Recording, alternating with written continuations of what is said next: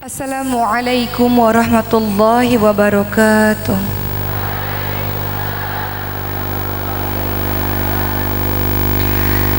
Alhamdulillahirabbil alamin wa bihi nasta'in ala umuri dunya waddin wassalatu wassalamu ala asyrafil anbiya'i wal mursalin wa ala alihi wa sahbihi ajma'in amma ba'd. Rabbi shrah li sadri wa yassir li amri wahlul 'uqdatam min lisani yafqahu qawli. Apa kabar teman-teman sekalian? Alhamdulillah, di sini banyak ibu-ibu atau anak-anak muda atau mbah-mbah. Mana yang anak-anak muda boleh tunjuk tangan? Masya Allah. Ibu-ibu boleh tunjuk tangan ibu-ibu? Masya Allah. Mbah-mbah ada mbah-mbah? Masya Allah. Hari ini adalah rangkaian safari dakwah saya. Tadi pagi saya ada di Wonogiri, kemudian perjalanan 3 jam sampailah ke sini, dan setelah itu akan kembali ke Jakarta insya Allah. Dan ini adalah kali pertama saya datang ke sini, betul teman-teman sekalian, dan berjumpa dengan teman-teman semua. Kita akan mulai, tapi seperti biasa sebelum kita mulai, saya selalu ingin memulai hari ini dengan membaca Al-Fatihah, Al-Ikhlas, Al-Falaq, An-Nas bersama-sama. Boleh? A'udzu billahi minasyaitonir rajim. Bismillahirrahmanirrahim. Alhamdulillahi rabbil alamin. Ar-Rahmanir-Rahim. Maliki yaumiddin. Iyyaka na'budu wa iyyaka nasta'in. Ihdinas siratal mustaqim. Siratal ladzina an'amta 'alaihim ghairil maghdubi 'alaihim waladdallin. Amin. Bismillahirrahmanirrahim. Qul huwallahu ahad, Allahus samad, lam yalid wa lam yulad wa lam yakul lahu kufuwan ahad. Bismillahirrahmanirrahim. Qul a'udzu birabbil falaq min syarri ma khalaq wa min syarri ghasiqin idza waqab wa min syarri naffatsati fil 'uqad wa min syarri hasidin idza hasad. Bismillahirrahmanirrahim. Qul a'udzu birabbin nas, malikin nas, ilahin nas, min syarril waswasil khannas, alladzi yuwaswisu fi sudurin nas minal jinnati wan nas. Ya Allah, bersihkanlah hati-hati kami di sore hari ini, mudahkanlah kami dalam menerima ilmu, mudahkan kami mengamalkan apa yang telah kami tahu. Amin amin ya rabbal alamin. Hari ini pembahasan kita adalah telaga syurga dalam keluarga, dimulai dari diri kita sendiri sebagai seorang muslimah yang harus menjalankan berbagai macam peran dengan baik. Maka hari ini saya akan bahas 5 peran muslimah dalam kehidupan sehari-hari. Pertama, perannya sebagai seorang hamba Allah. Kedua, perannya sebagai seorang anak. Ketiga, perannya sebagai seorang istri. Keempat, perannya sebagai seorang ibu. Dan kelima, peran sebagai anggota masyarakat. Sebelum saya mulai, saya menyampaikan kepada teman-teman sekalian, Ali bin Abi Thalib radhiyallahu anhu mengatakan, ikatlah ilmu dengan tulisan. Maknanya, kalau sekiranya ada yang penting boleh dicatat, tapi kalau malas mencatat silakan direkam, atau kalau misalnya diingat, bisa diingat, silakan untuk diingat supaya bisa disampaikan kepada teman-teman lain yang tidak hadir pada hari ini. Pertama, peran sebagai seorang hamba Allah. Setiap manusia sebelum lahir ke muka bumi ini, mereka sudah terlebih dahulu berada di alam ruh, Dan ketika berada di alam ruh, Allah Subhanahu wa taala sudah meminta perjanjian. Maka Allah Subhanahu wa taala bertanya kepada kita teman-teman sekalian, alastu birabbikum? Qalu bala syahidana. Benarkah aku ini Tuhanmu? Maka kita pun mengatakan benar, kami bersaksi. Jadi sebelum kita lahir ke muka bumi ini, di alam ruh kita sudah berjanji kepada Allah Subhanahu wa taala bahwa Allah satu-satunya Tuhan, satu-satunya tempat kita menyembah. Maka ketika lahir di muka bumi ini, semua manusia lahir dalam keadaan fitrah. Maknanya adalah semua manusia lahir dalam keadaan tunduk patuh kepada Allah Subhanahu wa taala.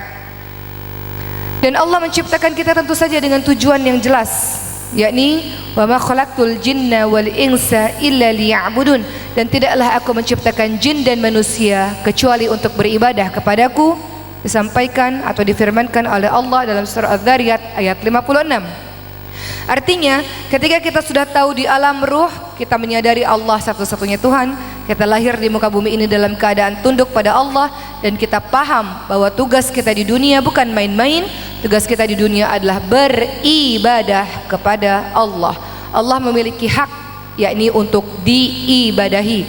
Segala macam aktivitas yang kita kerjakan di muka bumi ini adalah harusnya menjadi bagian ibadah. Teman-teman yang menjadi seorang ibu rumah tangga, mengerjakan pekerjaan rumah tangga adalah ibadah. Teman-teman mendidik anak-anak adalah ibadah. Teman-teman yang kuliah, menuntut ilmu adalah ibadah. Menolong orang tua adalah ibadah. Memakai pakaian yang menutup aurat dengan baik adalah ibadah. Semua perbuatan kita harusnya berlandaskan ibadah. Maka sebelum kita mulai melakukan kegiatan, pastikan dulu apa yang kita lakukan ini bernilai ibadah tidak. Kalau bernilai ibadah, lakukan dan diawali dengan mengucapkan basmalah, bismillahirrahmanirrahim. Teman-teman yang muda-muda, kalau mau pacaran, ucapin bismillah dulu enggak? Ucapin bismillah dulu enggak? Bismillahirrahmanirrahim, mau pacaran dulu Ucapkan basmalah dulu enggak? Enggak, kenapa? Karena teman-teman tahu itu maksiat, tapi masih dilakukan. Jadi indikator ini adalah ibadah atau bukan, ketika engkau mengerjakannya, engkau akan ucapkan basmalah terlebih dahulu, dan engkau pastikan bahwa apa yang engkau lakukan diridhai, disukai, dicintai oleh Allah Subhanahu wa taala. Begitulah teman-teman sekalian. Kalau sesuatu yang meragukan, maka jangan dilakukan. Engkau melakukan apa-apa yang engkau yakini. Allah Subhanahu wa taala memberikan indera kepada kita. Mata untuk melihat kebesaran Allah, telinga untuk mendengar tentang firman-firman Allah, lisan untuk berbicara yang baik-baik, hati untuk membedakan yang baik dan yang buruk. Semua dilakukan dalam rangka memahami kebesaran Allah Subhanahu wa taala. Kalau sudah diberikan indera tapi dilakukan untuk maksiat, dilakukan untuk tidak memahami kebesaran Allah, maka kita disebut sebagai hewan ternak. Kata siapa? Kata Allah dalam surah Al-A'raf ayat 179. A'udzu billahi minasyaitonir rajim.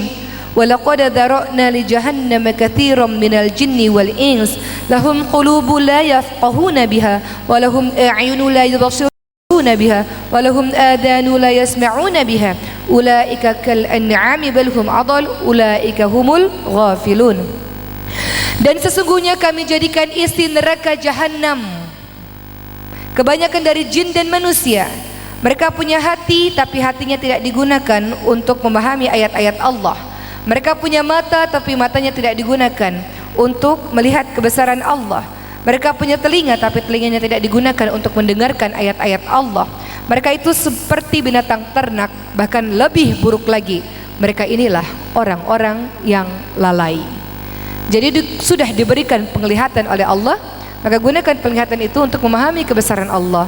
Gunakan penglihatan itu di jalannya Allah Subhanahu wa taala, bukan memandang apa-apa yang Allah haramkan. Memandang suami orang terus-menerus haram. Memandang kekasih di Instagram, ya Allah ganteng banget, Masya Allah, haram teman-teman sekalian. Jadi godol basar, jaga pandangan, bukan sekedar lihat langsung, tapi juga lihat di sosial media dan sebagainya. Gunakan mata untuk memandang yang Allah halalkan, yang Allah izinkan, yang Allah ridhai. Begitu pula telinga, lisan, hati dan sebagainya. Maka ketika kita memahami peran kita sebagai seorang hamba Allah, kita harus paham bahwa kita berharap apapun yang kita lakukan diterima oleh Allah. Maka syarat diterimanya amal ibadah ada dua. Pertama lillah, karena Allah. Kedua adalah ittiba, mengikuti apa yang sudah Rasulullah contohkan. Bukankah dalam salat teman-teman berikrar, inna salati wa nusuki wa mahyaya wa mamati lillahi rabbil alamin. Sadar tidak kita katakan demikian? Sadar tidak kita mengatakan, ya Allah, sesungguhnya salatku ya Allah, ibadahku ya Allah, hidupku dan matiku hanya untukmu. Sadarkah kita mengucapkan demikian, teman-teman sekalian? Artinya segala macam aktivitas yang kita lakukan, kita berharap karena Allah dan untuk Allah semata. Berikutnya teman-teman sekalian, kerjakan amalan-amalan yang continue, walaupun sedikit tapi continue, merupakan bagian dari ibadah yang dicintai oleh Allah Subhanahu wa taala. Jangan Ramadan kemarin baca Al-Quran 1 kali khatam, setelah itu nggak baca Quran. Nanti bulan April nih kalau ketemu Ramadan lagi baru baca Quran lagi. Namanya tidak istiqamah. Kalau engkau menyadari bahwa kehidupanmu adalah sebagai seorang hamba Allah yang beribadah kepada Allah, kerjakan amalan yang continue.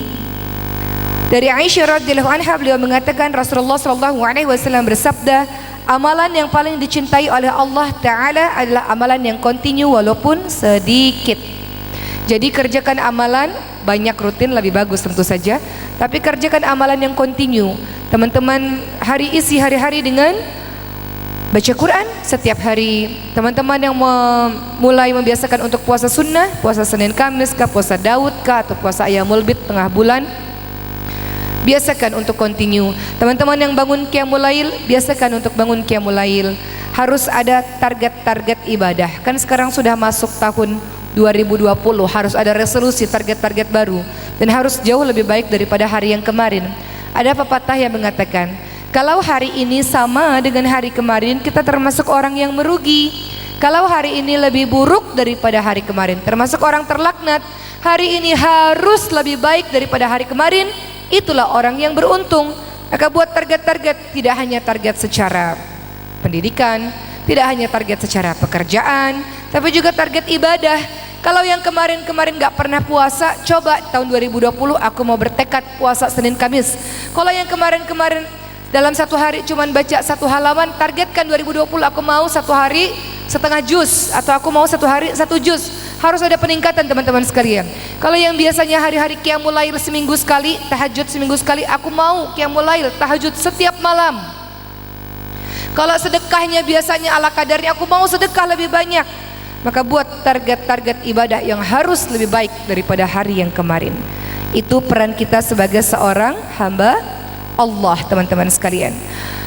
Kemudian yang kedua, peran kita sebagai seorang anak. Semua dari kita adalah seorang anak yang memiliki orang tua, yang ternyata di dalam Al-Quran birrul walidain, berbuat baik kepada kedua orang tua sangat diutamakan. Bahkan ayat-ayatnya senantiasa disandingkan dengan ayat jangan menyekutukan Allah. Teman-teman lihat surah Luqman ayat 13 dan 14, juga surah Al-Isra ayat 23 dan 24. Bagaimana Allah Subhanahu wa taala menyandingkan antara jangan menyekutukan Allah dengan berbakti kepada kedua orang tua. Kita baca ayatnya, surah Luqman ayat 13. A'udzubillahi minasyaitonir rajim. Ya bunayya la tusyrik billah, inna syirka la dzulmun adzim. Wahai anakku, kata Luqmanul Hakim.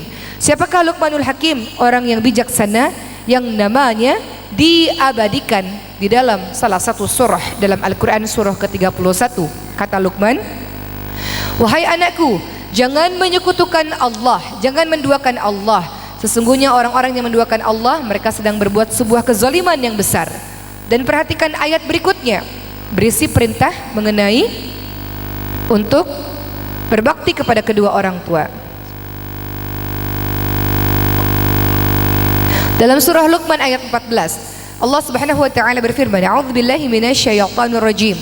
Wa wasaynal insana biwalidayhi hamalathu ummuhu wahnan 'ala wahni wa fisaluhu fi amaini an yashkur li wa liwalidayhi. Setelah jangan menyekutukan Allah, ayat tersebut disandingkan dengan kalimat dan berbuat baiklah kepada ibu bapak, terkhusus kepada ibu yang telah mengandungmu dalam keadaan yang lemah bertambah-tambah. Bersyukurlah kepada Allah, bersyukurlah kepada kedua orang tuamu. Begitu juga dalam surah Al-Isra ayat 23, Allah Subhanahu wa taala ingatkan kepada kita, A'udzubillahi minasyaitonir rajim. Wa qadara rabbuka alla ta'budu illa iyyahu wa bil walidaini ihsana imma yablughanna 'indaka al-kibara ahaduhuma aw kilahuma fala takul lahumma uff wa la tanharhuma wa qul lahumā qawlan karīmā. Jangan menyembah kepada selain Allah dan berbuat baik kepada ibu bapak. Jangan membentaknya, jangan mengucapkan kalimat dan lakukan pergauli mereka dengan cara yang baik, dengan cara yang mulia, dengan cara yang hormat kepada mereka. Berikutnya Al-Isra 24 mengajarkan kepada kita doa kepada kedua orang tua. Maknanya Al-Quran, Islam mengajarkan kepada kita betapa kedudukan orang tua sangat luar biasa. Bahkan ada salah seorang yang bernama Uwais Al-Qarni. Nama ini sangat masyhur kalau kita membicarakan mengenai orang yang berbakti kepada kedua orang tua. Rasul katakan kepada Umar bin Khattab dan Ali bin Abi Thalib radhiyallahu anhu, wahai Umar dan Ali, kalau kalian bertemu dengan Uwais Al-Qarni, mintalah agar Uwais Al-Qarni berdoa untuk kalian, dan mintalah agar Uwais Al-Qarni memohonkan ampun untuk kalian. Uwais Al-Qarni adalah penduduk langit. Ia dikenal oleh penduduk langit. Maknanya adalah Uwais Al-Qarni orang miskin, punya penyakit kulit, tidak dipandang oleh siapapun, tapi beliau punya amal yang luar biasa, yakni berbakti kepada ibunya. Uwais Al-Qarni minta izin kepada ibu, sudah lama saya beriman pada agama Allah ini, tapi tidak pernah bertemu dengan Rasul. Izinkan saya untuk menuju ke Madinah bertemu dengan Rasul. Maka ibunya Uwais Al-Qarni yang sudah tua mengizinkan Uwais Al-Qarni. Uwais Al-Qarni pergi meninggalkan ibunya, berbulan-bulan berjalan sampai ke Madinah. Sampai di Madinah nggak ketemu Rasul, karena Rasul sedang pergi untuk urusan sebuah peperangan atau urusan lain. Akhirnya Aisyah radhiyallahu anha mengatakan, Uwais Al-Qarni tunggu saja di sini, nanti Rasul akan pulang. Uwais Al-Qarni memikirkan ibunya, jadi pulang kembali ke kampung halaman, memendam rasa rindu yang luar biasa demi menjaga ibunya. Jadi Rasul katakan, wahai Umar, wahai Ali, kalau ketemu dengan Uwais Al-Qarni minta doa kepadanya dan minta agar Uwais Al-Qarni untuk memohon ampun kepada kalian, untuk kalian kepada Allah Subhanahu wa taala. Karena Uwais Al-Qarni adalah doanya didengar oleh Allah Subhanahu wa taala, terkenal di penduduk langit. Itu adalah orang-orang yang senantiasa bakti kepada kedua orang tua. Maka teman-teman yang mungkin Allah uji, kita diuji dengan berbagai macam ujian kan. Salah satunya ada di antara jemaah yang Allah uji dengan orang tuanya. Bersyukurlah teman-teman yang memiliki orang tua yang baik, yang harmonis, orang tua yang mendidik dengan baik. Ada di antara kita yang Allah uji orang tuanya justru jauh daripada Allah Subhanahu wa taala. Ada tidak? Ada di antara kita yang justru Allah uji orang tuanya, yang justru memberikan hal-hal yang buruk, pengaruh-pengaruh yang buruk kepada anaknya. Terkadang anaknya lebih soleh dibanding orang tuanya, ada. Tapi tetap kewajibanmu teman-teman sekalian berbuat baik kepada ibu bapakmu. Doakan untuk ibu bapakmu yang belum dapat hidayah. Engkau cinta kepada orang tuamu, maka doakan setiap hari agar Allah memberikan hidayah kepadanya, agar orang tuamu menjadi baik, menjadi taat kepada Allah Subhanahu wa taala. Jadi wahai para anak, tidak ada pengecualian, engkau tetap harus taat kepada orang tuamu, kecuali orang tuamu menyuruh kepada kemaksiatan. Tidak ada ketaatan dalam kemaksiatan. Memangnya apa manfaat berbakti kepada kedua orang tua? Manfaat yang pertama adalah ketika engkau bakti kepada kedua orang tuamu, itu memudahkan jalanmu menuju kepada syurga Allah Subhanahu wa taala. Dalam hadis riwayat Tirmidzi dan Ibnu Majah dan Ahmad, Rasulullah sallallahu alaihi wasallam bersabda, orang tua adalah pintu syurga yang paling tengah. Kalian bisa sia-siakan pintu itu atau kalian bisa menjaganya. Kedua, manfaat bakti kepada kedua orang tua adalah engkau akan dipanjangkan umur. Dalam hadis riwayat Ahmad, Rasulullah sallallahu alaihi wasallam bersabda, siapa yang suka dipanjangkan umurnya dan ditambahkan rezekinya, maka berbaktilah kepada kedua orang tuanya dan jalinlah hubungan silaturahim. Hubungan silaturahim adalah hubungan kerabat, dengan ibu, dengan ayah, dengan adik, dengan kakak, dengan paman, dengan bibi, dengan saudara-saudara dekat. Kemudian yang ketiga, manfaat engkau bakti kepada kedua orang tuamu adalah mendapatkan doa orang tua. Dalam hadis riwayat Ibnu Majah, Rasulullah SAW bersabda, ada 3 doa yang mustajab yang tidak diragukan lagi, yang senantiasa dikabulkan oleh Allah. Pertama adalah doa orang yang dizolimi, kemudian kedua doa orang yang sedang safar atau berpergian, dan ketiga doa orang tua kepada anaknya. Engkau bakti kepada orang tuamu, engkau dapatkan doa yang baik dari orang tuamu. Kalau tidak berbakti, apa yang terjadi? Engkau tidak hanya mendapatkan hukuman di akhirat, tapi juga hukuman tidak berbakti kepada kedua orang tua, durhaka kepada orang tua, disegerakan hukumannya di dunia. Dalam hadis riwayat Abu Daud, Tirmidzi dan Ibnu Majah, Rasulullah SAW bersabda, tidak ada dosa yang lebih pantas disegerakan balasannya bagi para pelakunya di dunia ini, berikut tentu saja dia mendapatkan dosa di akhirat Allah nanti, daripada perbuatan melampaui batas atau zalim dan memutuskan hubungan silaturahim dengan orang tua dan kerabatnya. Jadi orang-orang yang durhaka kepada kedua orang tuanya tidak hanya dapat balasan dari Allah di akhirat, tapi juga langsung Allah balas di dunia. Maka wahai para anak, hati-hatilah ketika orang tua mengatakan, aku tidak ridha, engkau anak durhaka, engkau anak yang bodoh, engkau anak yang jahat. Karena perlakuanmu yang penuh dengan maksiat, mungkin saja Allah akan membuat kehidupanmu pun susah berkat doa dari orang tuamu. Maka ini pelajaran untuk kita, untuk senantiasa meminta doa kepada kedua orang tua kita. Anak-anak yang sedang merantau kah, anak-anak yang sedang jauh dari orang tuanya kah, telepon orang tuanya setiap hari. Atau zaman sekarang gampang, ada WhatsApp. Berikan kabar kepada orang tuamu, anak-anak, teman-teman sekalian. Ada satu kisah seorang kakek yang, ini kisahnya teman-teman juga tahu, viral kisahnya. Seorang kakek yang menuju ke tempat perbaikan handphone. Kenapa kek? Kata orang yang hendak memperbaiki handphone tersebut, tolong perbaiki handphone saya rusak. Handphone kakek rusak? Iya. Kenapa rusak? Iya, anak saya sudah lama nggak memberikan kabar kepada saya. Bertahun-tahun nggak pernah SMS saya, nggak pernah telepon saya. Handphone saya rusak, tolong dibenerin supaya anak saya bisa telepon. Handphonenya nggak rusak, ibu-ibu sekalian. Ketika dilihat handphonenya oleh orang yang perbaiki, handphonenya nggak rusak. Anaknya saja yang tidak memberikan kabar kepada orang tuanya. Anaknya saja yang tidak pernah telepon, tidak pernah SMS kepada orang tuanya. Jadi para anak-anak, berikan kabar kepada orang tuamu. Orang tua punya batas waktu, tidak lama, sebelum akhirnya nanti engkau menyesal, teman-teman sekalian. Sekarang nikmati semua celotehannya, semua cerewetnya, semua nasihatnya, nikmati. Ada masa di mana engkau akan kehilangan untuk selama-lamanya. Dan sebelum engkau menyesal dengan hal itu, nikmati kebersamaanmu dengan orang tuamu. Bagaimana cara membahagiakan orang tua, teman-teman sekalian? Engkau mengatakan aku ingin syurga, engkau cari syurga di luar, engkau lupa syurgamu ada di rumahmu sendiri. Ada orang yang berkata pada Rasul, Rasul saya mau berjihad di jalan Allah. Kata Rasul, punya orang tua? Tidak. Punya. Rasul, pulang ke rumah, berjihad dengan orang tuamu, artinya bakti dengan orang tuamu, itu syurgamu.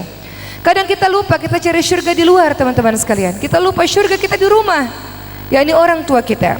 Maka bagaimana cara membahagiakan orang tua kita, teman-teman sekalian? Pertama, menuruti perintah keduanya selama tidak menyuruh pada kemaksiatan. Dalam hadis riwayat Bukhari, Rasulullah SAW bersabda, ridallah fi ridal walidain, suqtullah fi suqtil walidain. Ridha Allah tergantung pada ridha orang tua, murka Allah tergantung pada murka orang tua. Cari ridha dari orang tua, mudah-mudahan Allah pun ridha denganmu. Berikutnya, bagaimana cara membuat orang tua bahagia? Tidak menyakiti hatinya. Abdullah bin Umar radhiyallahu anhu berkata, membuat orang tua menangis termasuk bentuk durhaka kepada kedua orang tua. Coba diingat-ingat, pernah nggak buat orang tua menangis? Buat orang tua menangis karena prestasimu bagus, buat orang tua menangis karena bangga kepadamu, lulusan terbaik di sebuah universitas terkenal, berprestasi, dapat beasiswa dan sebagainya. Orang tuamu menangis, terharu, bagus. Tapi jangan membuat orang tuamu menangis karena kenakalanmu. Jangan buat orang tua menangis karena maksiat yang kau lakukan, buat malu orang tua. Jangan, teman-teman sekalian. Itu adalah salah satu bentuk durhaka kepada kedua orang tua. Ketiga, cara berbuat baik kepada kedua orang tua adalah berakhlak mulia di depan keduanya. Dan keempat, Berbakti kepada kedua orang tua, membahagiakan kedua orang tua. Caranya yang keempat adalah mendahulukan perintahnya daripada perkara-perkara sunnah. Hal ini disebutkan dalam hadis riwayat muttafaqun alaih. Ada seorang pemuda saleh namanya Juraij, beribadah sunnah. Tiba-tiba ibunya panggil berkali-kali. Juraij tidak memperdulikan panggilan ibunya. Ia terus melanjutkan ibadah sunnahnya sampai ibunya marah dan mengatakan, "Wahai Juraij, aku berdoa sebelum engkau mati nanti wajahmu akan diperlihatkan di depan para pelacur, di depan para penzina." Ibunya marah.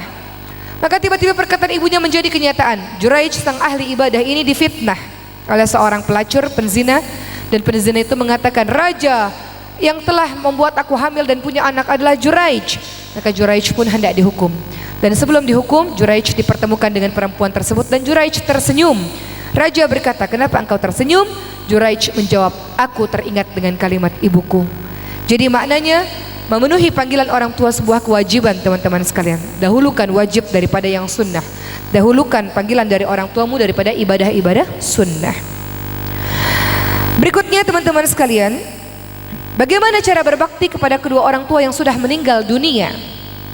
Ada banyak cara berbakti kepada orang tua yang sudah meninggal dunia.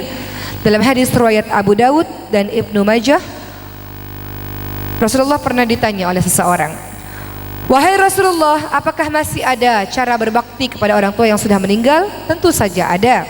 Maka Rasulullah menjawab, caranya adalah mendoakan keduanya, meminta ampun untuk keduanya, memenuhi janji mereka setelah meninggal dunia, menjalin hubungan kekerabatan dengan orang-orang yang mereka cintai atau keluarga mereka, memuliakan teman-teman terdekatnya, termasuk juga bersedekah atas namanya, termasuk cara berbakti kepada orang yang sudah meninggal dunia. Ada sebuah kisah, ini menjadi ibrah saja, hikmah pembelajaran saja untuk kita. Seorang ahli ibadah bermimpi, "Aku bermimpi aku masuk dalam kubur dan aku lihat orang-orang berebut mengambil sesuatu. Dan aku lihat ada orang tua yang tenang saja. Ketika aku tanya, 'Bapak tua, mereka memperebutkan apa?' Mereka semua memperebutkan pahala-pahala dari doa orang-orang yang ziarah kubur. Sementara aku tidak perlu, karena aku setiap hari sudah dikirimkan doa oleh anak-anakku. Tiap hari anak-anakku mengirimkan doa beristighfar untukku, maka aku sudah tidak perlu lagi berebut seperti mereka." Maka ketika ahli ibadah ini berjumpa dengan sang anak, ternyata anaknya adalah seorang pedagang di sebuah pasar. Tiap hari kerjaannya adalah berdoa beristighfar untuk orang tuanya, membaca Al-Quran untuk orang tuanya, bersedekah untuk orang tuanya. Jadi orang tuanya mendapatkan pahala yang berlipat-lipat di hari akhir berkat anak yang soleh. Jadi untuk teman-teman semua yang Allah berikan ujian orang tuanya sudah tidak ada, bukan tidak ada lagi cara berbakti. Salah satu juga yang bisa membuat engkau berbakti adalah hafal Al-Quran. Saya punya lembaga Al-Quran, ada 250 anak belajar Al-Quran di sana, mukim, berasrama. Dan sebagian besar ketika saya tanya apa yang menjadi motivasi kalian menghafalkan Al-Quran, rata-rata adalah yatim piatu. Mereka mengatakan, "Karena kami ingin memberikan mahkota dan jubah kemuliaan untuk kedua orang tua kami. Belum sempat berbakti di dunia, ingin berbakti terus menerus, ingin bertemu dengan orang tua di syurga Allah Subhanahu wa taala, dan ingin orang tua diangkat derajatnya oleh Allah dengan cara kami menjadi penghafal Al-Quran." Jadi bagi orang tuanya yang sudah tidak ada, motivasi kuat untuk kita menghafalkan Al-Quran, teman-teman sekalian. Kalau engkau ingin bakti kepada orang tuamu, belum sempat bakti selama ini, maka teruslah berjuang untuk menghafalkan Al-Quran. Berharap setiap huruf yang kita baca, orang tua kita pun mendapatkan pahala insya Allah. Apalagi kalau engkau selesai hafalan 30 juz Al-Quran, mungkin lancar, engkau berakhlak Al-Quran, orang tuamu dimuliakan di hadapan Allah nanti insya Allah. Berikutnya, yang ketiga, peran kita sebagai seorang istri. Ingin membuat rumah kita menjadi syurga, maka tidak hanya sekedar menjadi hamba Allah yang baik, tidak hanya sekedar menjadi anak yang baik, engkau pun menjadi istri yang baik. Nasihat untuk saya, sebelum engkau menikah, banyak teman-teman muda di sini, jangan sampai salah pilih, teman-teman sekalian. Jangan sampai salah pilih. Suamimu itu kelak akan sama-sama selamanya denganmu. Ia menentukan surga dan nerakamu. Jangan salah pilih. Kenapa saya berkata demikian? Karena banyak jemaah yang bercerita, suami saya tidak pernah sholat, suami saya nggak pernah mengaji, nggak pernah baca Quran. Kenapa pilih suami seperti itu? Nggak tahu. Dulu paksa-paksa Allah, ya Allah jodohkan aku dengan dia. Sekarang saya sudah belajar agama, nyesel kenapa nggak pilih suami yang beragama. Atau dari awal dia sudah tahu suaminya tukang pukul, suka berantem, dipilihlah suami seperti itu, akhirnya mukul juga istrinya. Atau dari awal sudah tahu suaminya tidak bekerja, malas, kemudian menikah, tidak menafkahi, salah pilih. Kenapa engkau pilih orang-orang yang seperti itu? Ini untuk teman-teman muda-muda yang belum menikah. Kelak engkau akan jadi seorang istri. Memang di dalam Islam kita kenal ada perkenalan, tapi perhatikan betul-betul. Perkenalan itu bukan hanya sekedar oh dia orang baik langsung menikah, tidak teman-teman sekalian. Betul nggak ibu-ibu yang bertahun-tahun menikah? Jangan sampai salah pilih. Ta'aruf atau perkenalan itu engkau kenal betul siapa dia, pergaulannya bagaimana, keluarganya bagaimana, lingkungan pekerjaannya bagaimana. Kenapa saya bilang demikian? Banyak jemaah yang bercerita, saya ta'aruf dengan seseorang, dia bilang dia orang baik, dia bilang dia hafiz, dia bilang dia adalah pengusaha, tapi nyatanya bohong, bukan penghafal Quran, bukan bekerja di perusahaan tertentu, bohong, tidak pernah menafkahi, akhirnya cerai, baru 2 bulan 3 bulan menikah bercerai. Atau mohon izin saya ceritakan kisah ini menjadi pembelajaran ibrah kepada teman-teman sekalian. Seorang jemaah juga bercerita, saya menikah dengan seseorang. Kenapa kamu menikah dengan dia? Karena dia serius, dia yang paling serius. Ternyata setelah menikah baru ketahuan suaminya HIV AIDS, teman-teman sekalian. Banyak kejadian hal-hal seperti itu. Maka lihat bagaimana Rasulullah SAW, wahai teman-teman muda, berhati-hatilah, dan ibu-ibu yang ingin menikahkan anak-anaknya, berhati-hatilah untuk menyerahkan anak kita kepada seseorang.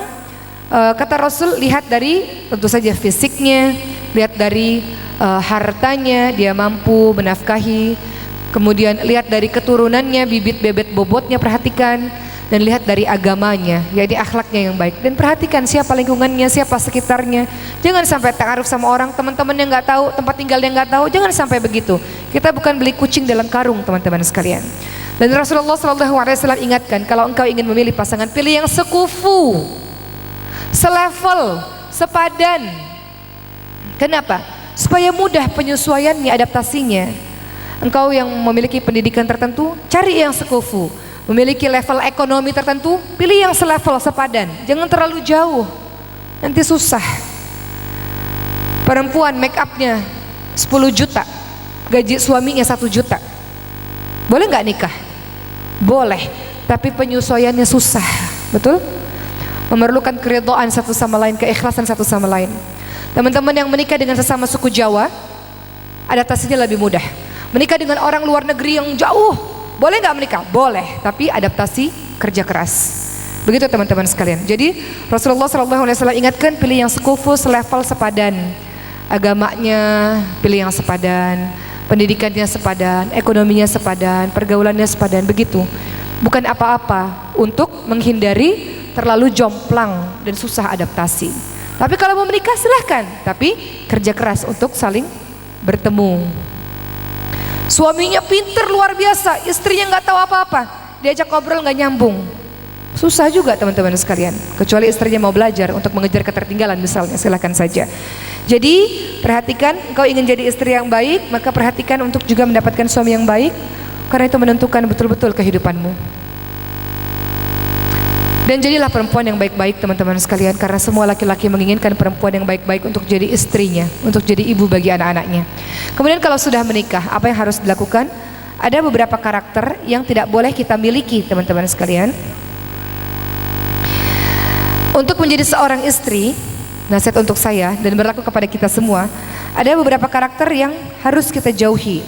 Dalam kitab Ihya Ulumuddin karya Imam Al-Ghazali rahimahullah, beliau menyebutkan ada 6 karakter wanita yang tidak boleh dimiliki dari diri seorang istri, dari diri kita.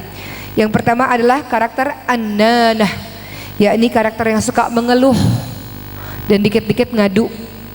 Kecuali permasalahan rumah tangga sudah sangat berat, nggak tahu lagi mesti gimana cerita, boleh untuk menyelesaikan permasalahan. Tapi bukan sedikit-sedikit mengadu, sedikit-sedikit mengeluh. Karakter annanah, dikit-dikit ngadu, dikit-dikit ngeluh, dikit-dikit cerita sama temannya, tahu nggak sih suamiku itu jahat banget, suamiku itu ya kelihatannya aja soleh padahal aslinya nggak begitu.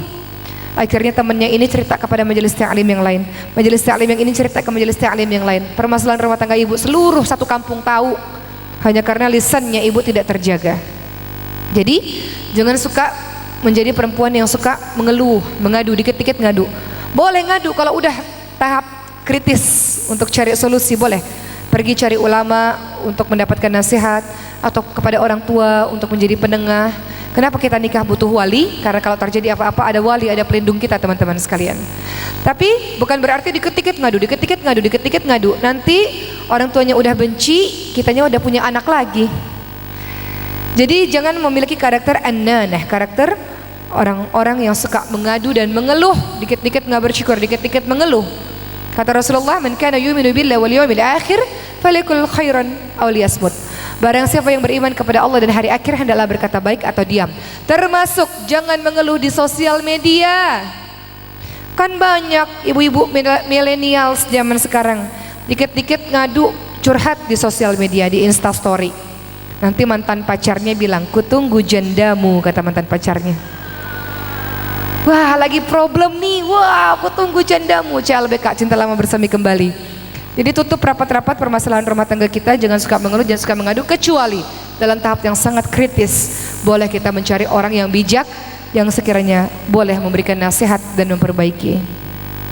Kemudian karakter yang kedua yang tidak boleh dimiliki oleh seorang istri atau seorang wanita adalah karakter mannanah, yakni suka mengungkit kebaikan-kebaikan dan jasa-jasa.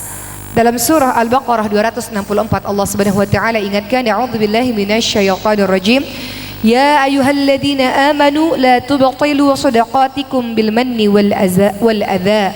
Wahai orang-orang yang beriman, janganlah kamu menghilangkan pahala sedekahmu dengan menyebut-nyebut dan menyakiti perasaan penerima. Jangan suka ungkit-ungkit kebaikan kepada suami atau kepada siapapun. Semua kebaikan tidak akan pernah luput teman-teman sekalian. Kata Allah Subhanahu wa taala, "Faman ya'mal mithqala dzarratin khairan yarah." Kebaikan sebiji zarah Allah balas. In asantum asantum li anfusikum wa in asatum falaha. Kebaikan yang engkau lakukan untuk dirimu sendiri, kejahatan yang engkau lakukan untuk dirimu sendiri. Jadi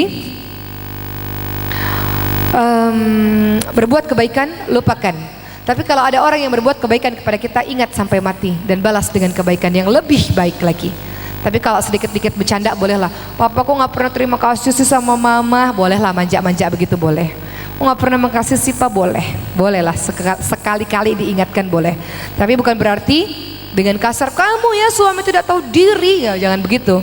Ini istrinya kadang ngeri juga nih, ada jenis istri-istri yang begini, ya. Jadi kita hindari karakter apa tadi?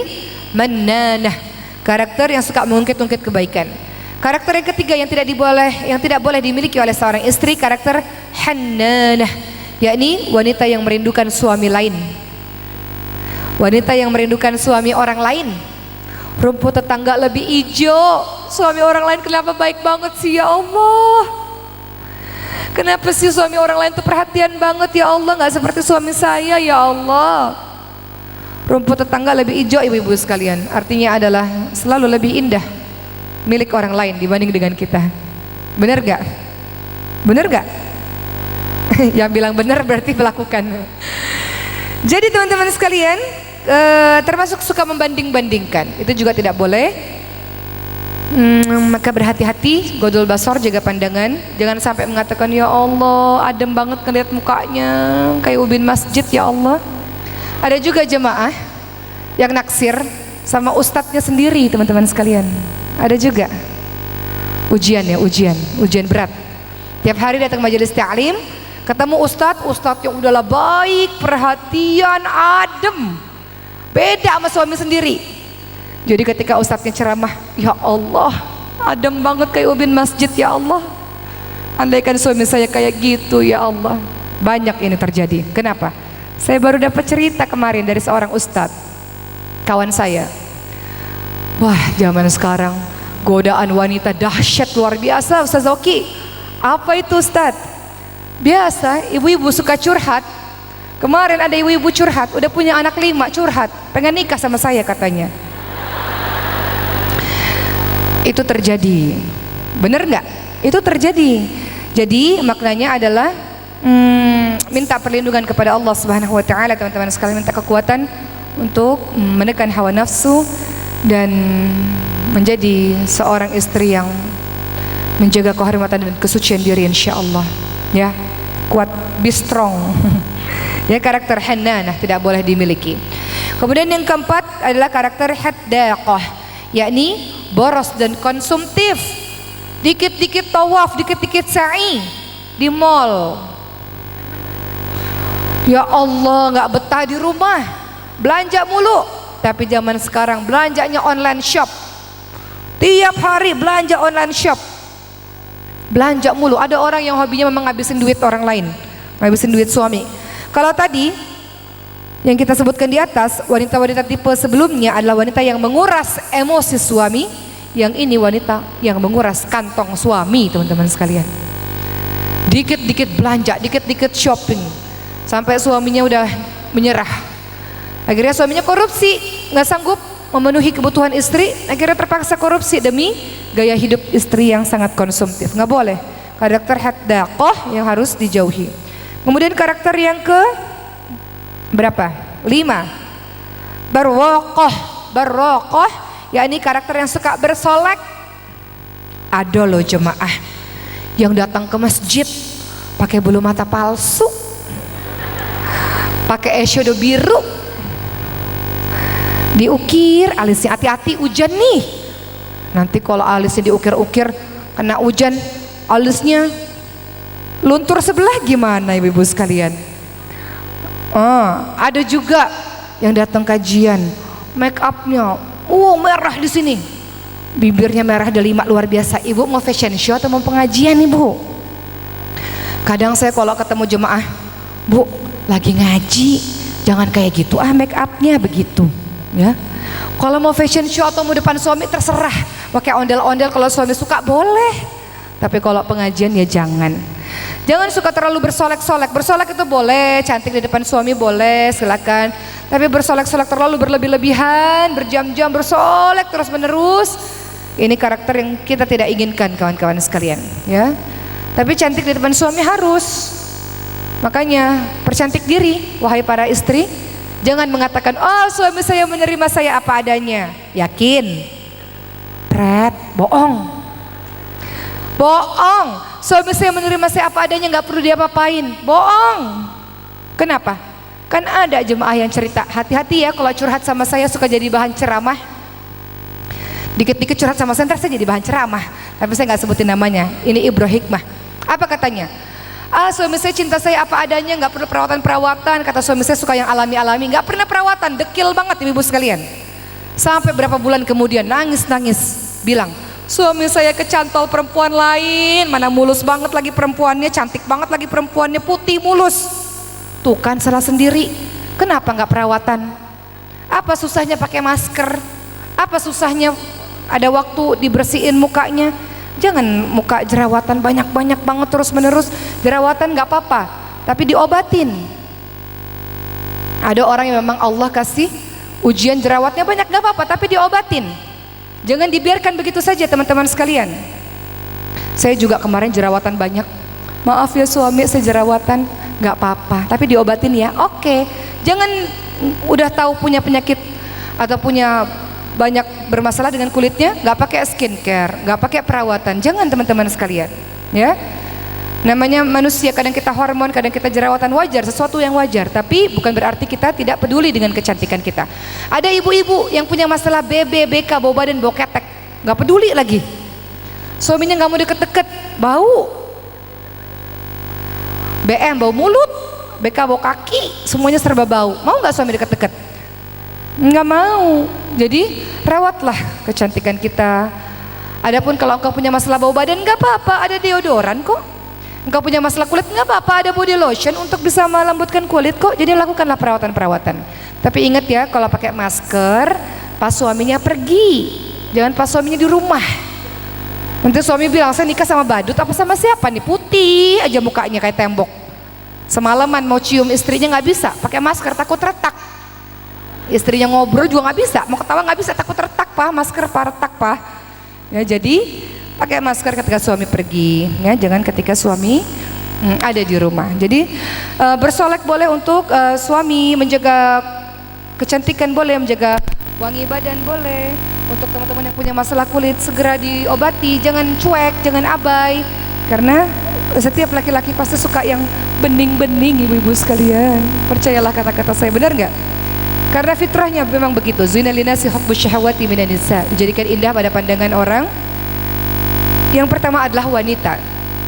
Memangnya di luar sana nggak banyak wanita cantik? Banyak, Bu. Wanita cantik tuh banyak. Jadi pulang ke rumah, jaga 3 hal dari suami kita. Jaga pandangan matanya, artinya cantiklah depan suami. Pak, hari ini mau rambut saya keriting apa lurus, Pak? Tanya sama suami. Pak, hari ini mau saya pakai lipstik warna merah atau warna oranye, Pak? Tanya sama suami, Bu. Pak, hari ini mau saya pakai baju apa, Pak? Tanya sama suami, ibu sekalian.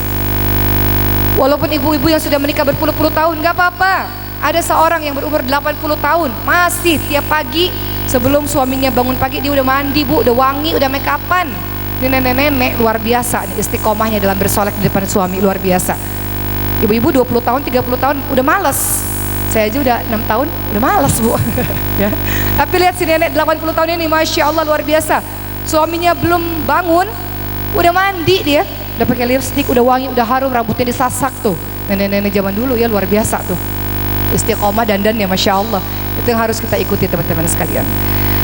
Ya begitulah. Kemudian karakter yang berikutnya, yang ke-6 yang kita tidak ingin miliki dalam diri kita adalah karakter syaddaqah, yakni perempuan yang cerewet, yang nyinyir. Memang perempuan ini dianugerahi dalam sehari 25.000 kata-kata. Laki-laki cuma 7.000. Makanya ibu-ibu kalau SMS panjang-panjang, suami cuma balas oka, iye, emot gini doang. Makanya jangan berantem di WhatsApp, nggak dibaca, bikin sakit hati. Jadi jangan ngomong panjang-panjang di WhatsApp, teman-teman sekalian. Ada jenis perempuan-perempuan kalau ngomong itu panjang banget di WhatsApp, nggak tahu suaminya lagi meeting, kayak lagi kerja, kayak lagi apa kayak. Jadi kontrol diri kita untuk mengeluarkan kata-kata yang tidak perlu. Lagi berantem satu perkara yang diungkit dari awal nikah, terus menerus. Udah lupa suaminya masih diungkit-ungkit lagi. Jadi itu karakter yang kita tidak inginkan, cerewet dan nyinyir, dikit-dikit nyinyir. Zaman sekarang ya Allah banyak orang yang nyinyir, betul nggak teman-teman sekalian? Jadi jangan nyinyir. Dalam surah Al-Hujurat ayat 11 Allah Subhanahu wa taala berfirman, a'udzubillahi minasyaitonir rajim. Ya ayyuhalladzina amanu la yaskhar qaumun min qaumin 'asa ay yakunu khairan minhum wa la nisa'u min nisa'in 'asa ay yakunna khairan minhun. Wahai orang-orang beriman, janganlah sekumpulan laki-laki merendahkan kumpulan lainnya, pun perempuan merendahkan kumpulan lainnya.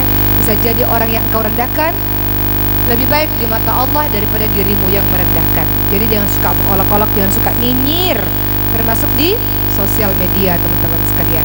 Zaman sekarang kan gampang, ngetik post. Hati-hati. Akhlak di dunia nyata harus sama dengan akhlak di dunia maya, nggak boleh berbeda, harus sama. Itulah beberapa yang harus diwaspadai ketika kita menjadi peran kita sebagai seorang istri. Sebagai seorang istri ada panduan di dalam Al-Quran surah An-Nisa 34. As-solihatu qanitatun hafidhatu lil ghaibi bima hafidhallah. Wanita yang salihah yang taat kepada Allah dan menjaga diri ketika suaminya tidak ada. Kemudian dalam surah An-Nisa ayat 19, fa in karihtumuhunna fa 'asa an takrahu syai'a wa yaj'alallahu fihi khairan katsira. Dalam surah An-Nisa ayat 19 kita diminta untuk sabar. Sabar ibu sekalian. Sabar. Minta sama Allah sabar. Kalau nggak sabar udah bubar. Betul nggak? Sabar.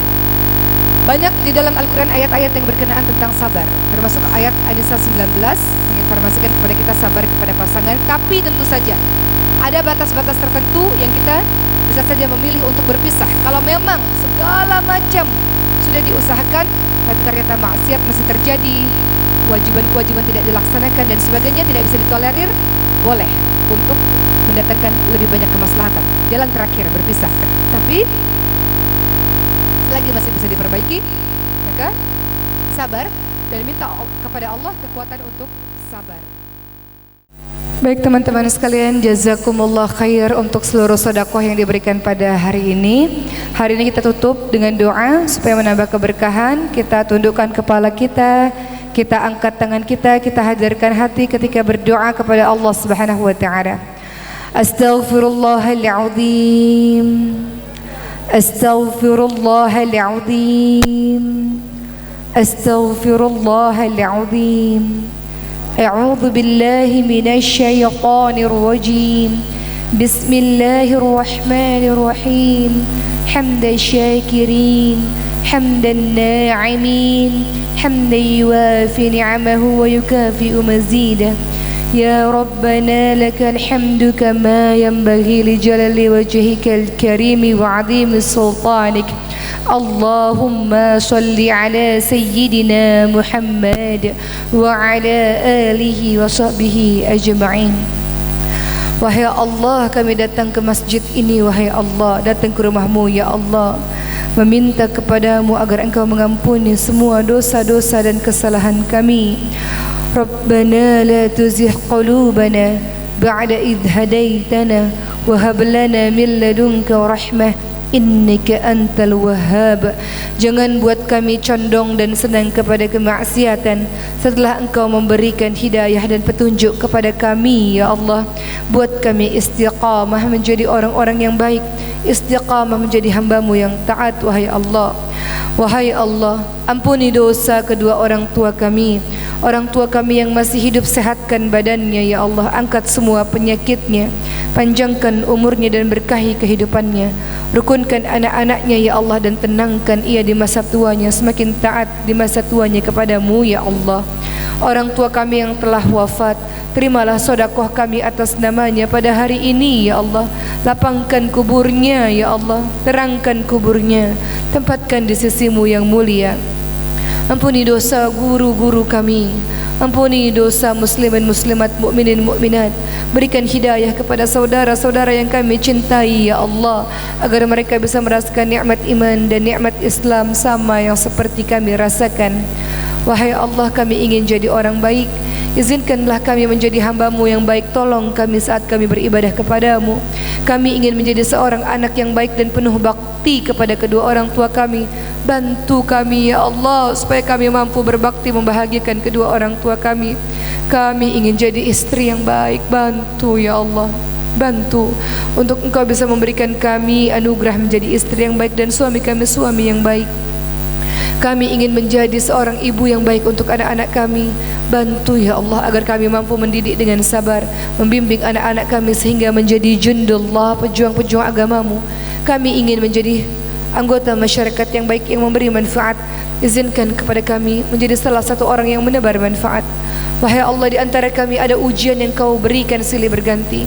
Bagi mereka yang masih sendiri pada hari ini, berikan jodoh terbaik ya Allah.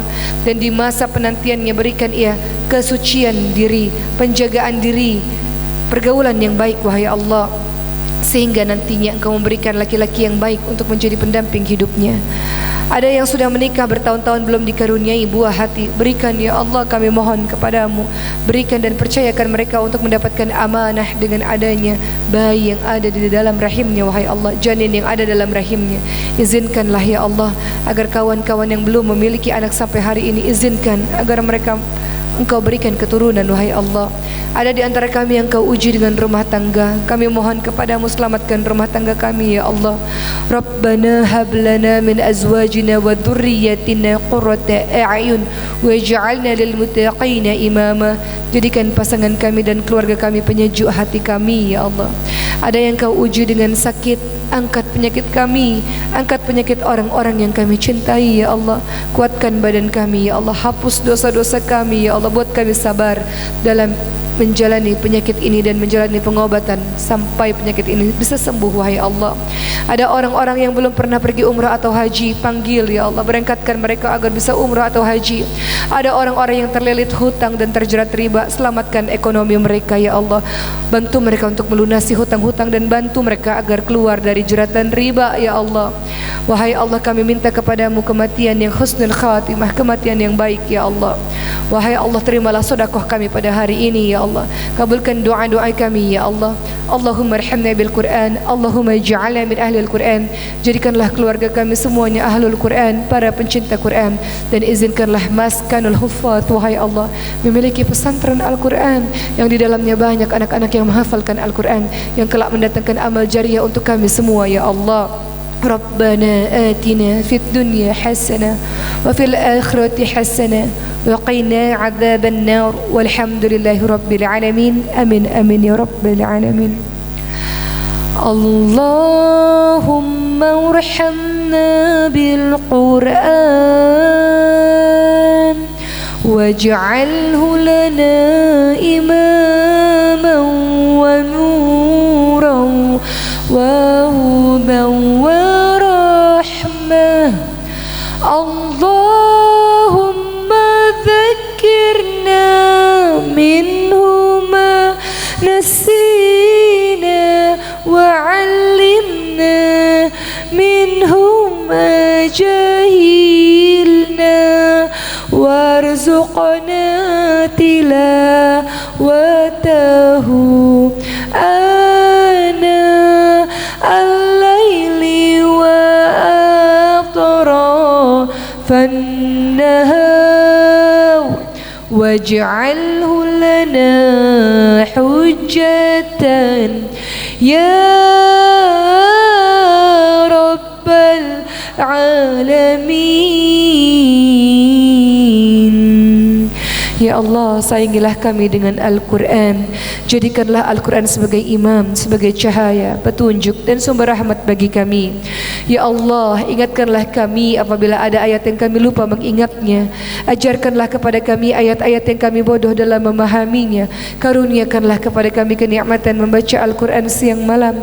Dan jadikanlah Al-Quran sebagai hujjah pembela kami di hari akhir. Ya Allah, kabulkan doa kami wahai Allah. Amin amin ya Rabbil Alamin. Teman-teman sekalian, alhamdulillah usai sudah tausiah saya pada hari ini. Sekarang waktunya saya kembali ke Jakarta berkumpul dengan anak-anak saya. Doakan agar Allah lindungi saya dan Allah lindungi kita semua. Dan kita saling mendoakan agar sabar untuk berada dalam jalan kebaikan ini dan istiqamah. Kita akhiri perjumpaan kali ini dengan doa penutup majelis. Subhanakallahumma wa bihamdika asyhadu an la ilaha illa anta astaghfiruka wa atubu ilaih. Amin amin ya rabbil alamin. Wabillahi taufiq wal hidayah. Wassalamu alaikum warahmatullahi wabarakatuh.